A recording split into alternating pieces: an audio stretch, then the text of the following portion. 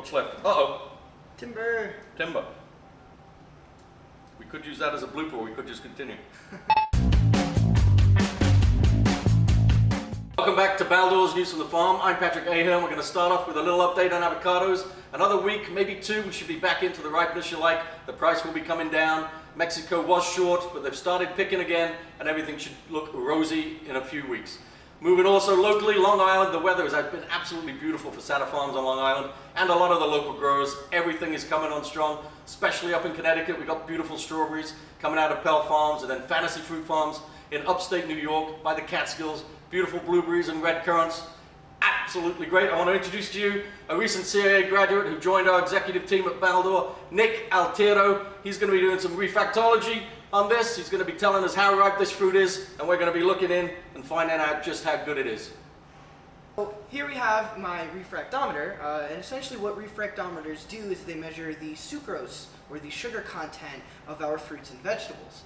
So what we're going to do first here is our Tomcord grapes, which are a cross between Concord and seedless white Thompson. And Concord typically come out punchy, while the Thompson has a little bit more of a mild or sweetness to it. They're very, very powdery. The bloom on the outside of it is fantastic. And they're really, really royal blue once you tend to wipe it away.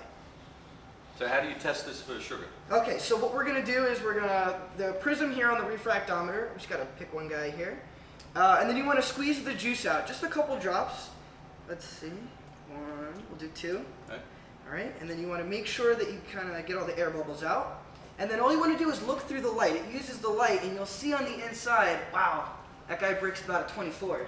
24, so this is basically 24% sugar.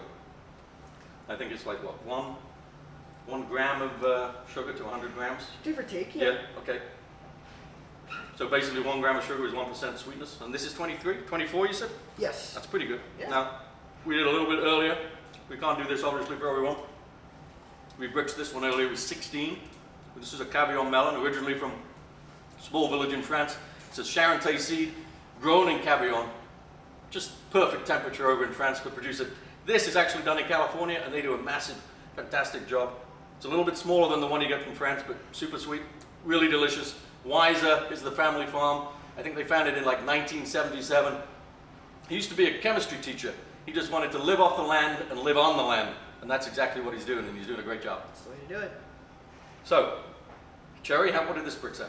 The cherries were about, I don't know, take a look. You want to do a cherry? Okay. Of course. Do you need to clean that off, or are you good? No, we're good. Already did it. I'm going to use my own. Give a guess. What do you think it is? Oh, like a 17. They're pretty good. 17? We'll This see. is a big cherry. This is like a 8.5 row. As you know, the size varies. They do get bigger than 8.5, but this is a pretty big cherry. The smaller ones are 11 or 12 row. What'd you say it was? About 17. 17 on the mark. Oh, stop it. Beautiful. This is a Bing cherry out of Washington.